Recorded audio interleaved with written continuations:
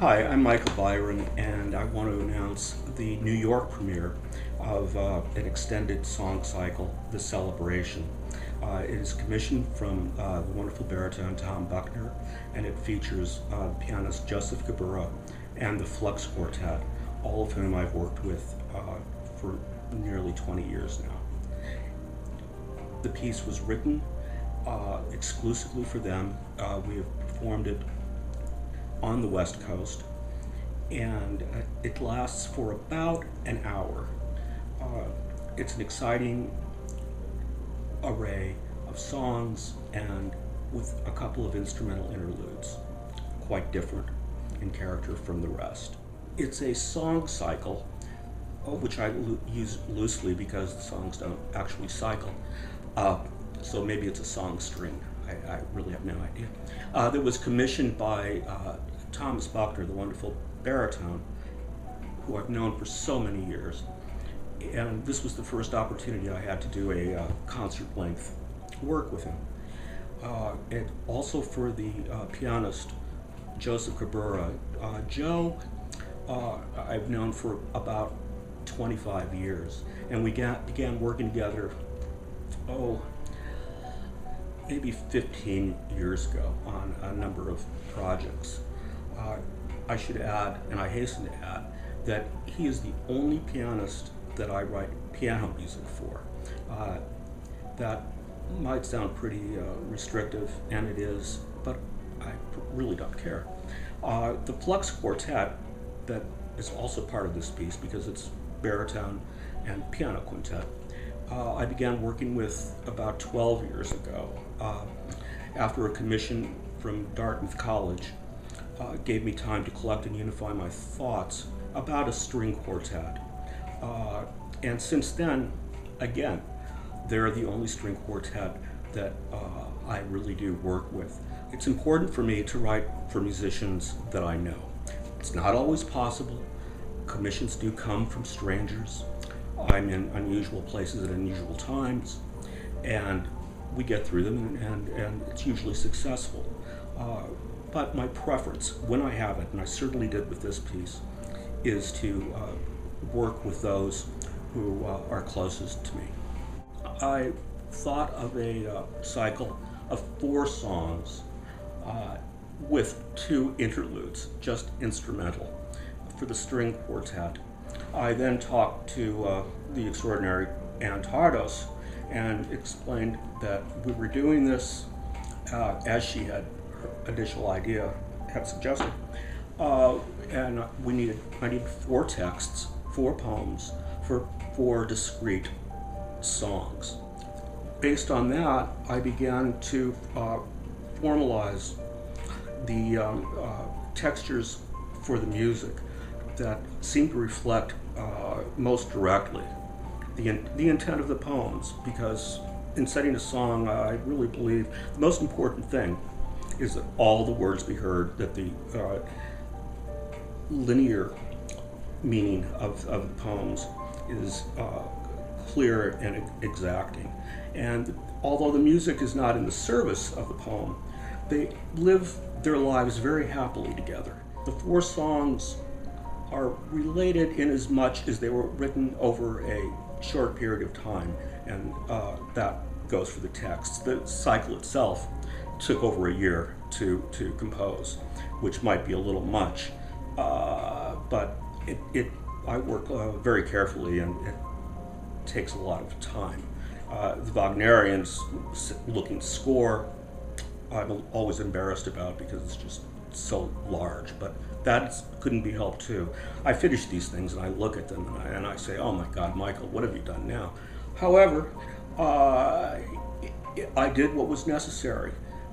And as far as the interludes went, I wanted to keep them very, very short, just about 1 minute and 15 seconds or 1 minute and 30 seconds. Since I use equal temperament, I always have, I always thought that, well, if I'm going to use that, use equal temperament for what it does best. And what it does best is modulation. Now, rhythmically, the piece is extremely complex, and that's characteristic of all of my work for maybe the last 20 years. the interweaving lines are relatively independent, but all conform to common parameters. I compose with pencil and paper until the wee hours of the morning, and then eventually enter that into the computer so that everything is legible and parts are easily made and easily edited and corrected.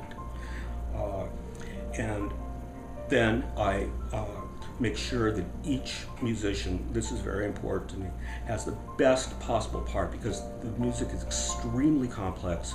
It's exclusively virtuosic, and that also has been a characteristic for about 20 years now, much to the chagrin of many of my friends and others. But one can only write what one wants to hear, because no one else is going to do it for me. And that's I wish someone would sometimes, because it's just so much work. When I finish one of these insane pieces, and I told this to Joseph Kubera last summer when we were at the American Academy recording a record CD, I'm sorry, I always call them records, for A New World.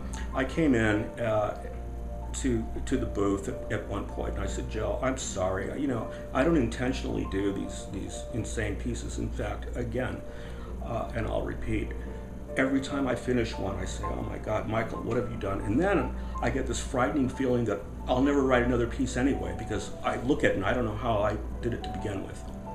And because people do ask, well, how was this written? And I don't have the foggiest idea. But obviously I did what was happening in the doing, and in the processes, and in the formalization. I entered California Institute of the Arts, which was from the beginning called Cal Arts, in 1971, along with a number of extraordinary artists and musicians, many of whom I'm still in contact with and very, very close to. From there, I went to Canada and studied with Richard Teitelbaum for a short period of time, and then taught at York University. After a few years, I then came to New York, and that was approximately 1977. There I began working with Phil Corner and Barbara Benari and Dan Good, which was exciting and brand new for me, and worked in Gamelan at the time, which I had never done before except as a student where at Cal Arts. Also around that time, Rhys Chatham and I became very close friends. He was at the kitchen directing the music program, and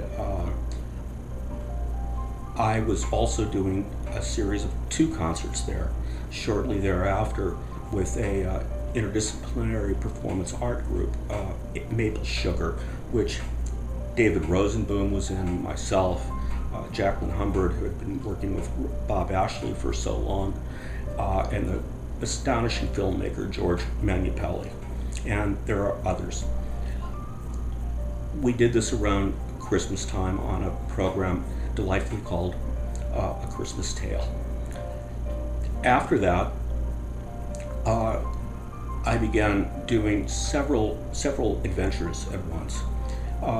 First, there was my work with all of the new wonderful musicians I had met, doing chamber work, exclusively instrumental, and where I first recorded with the help of Glenn Branca an LP called Title.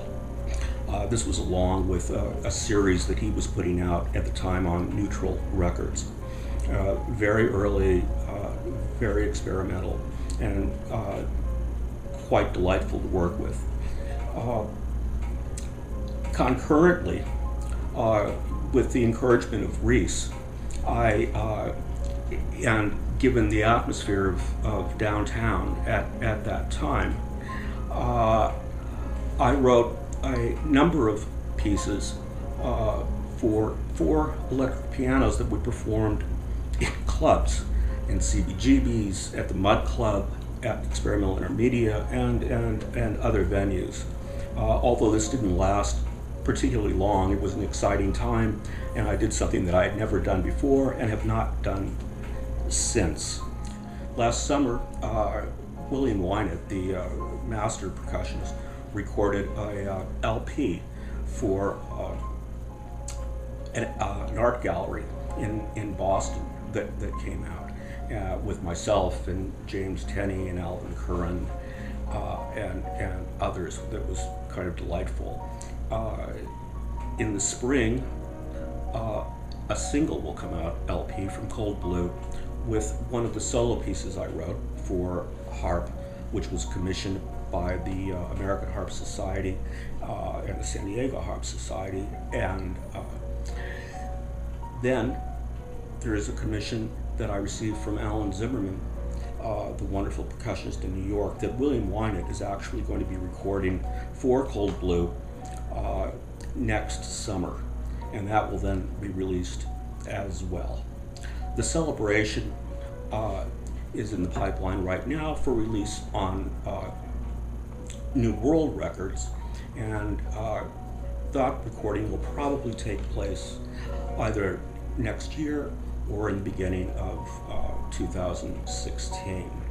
When I'm composing, to be truthful, I only compose what I want to hear. Obviously no one's going to do it for me, although there are times when I wish they would because it's so much work. However, my enjoyment surpasses that infinitely. I know that the sound world that I'm creating is one among many, all of which I appreciate. There's rarely a concert that I go to where I don't go away knowing more, not less. And that's always stimulating because live music cannot be matched either on LP or CD or most certainly radio.